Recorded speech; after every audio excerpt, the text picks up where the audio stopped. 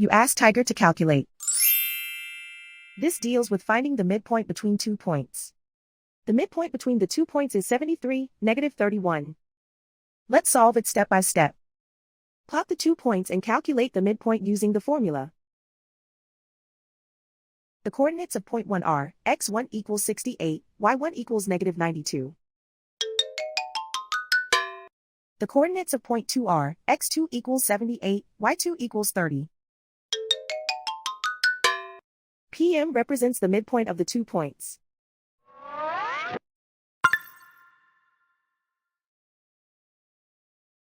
Use the x values in the midpoint formula to find the midpoints x. x1 equals 68. x2 equals 78. Simplify the arithmetic.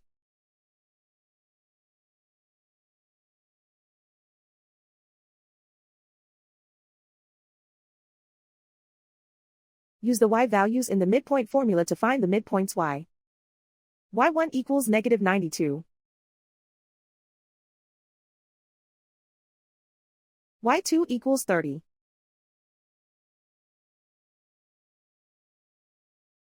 Simplify the arithmetic.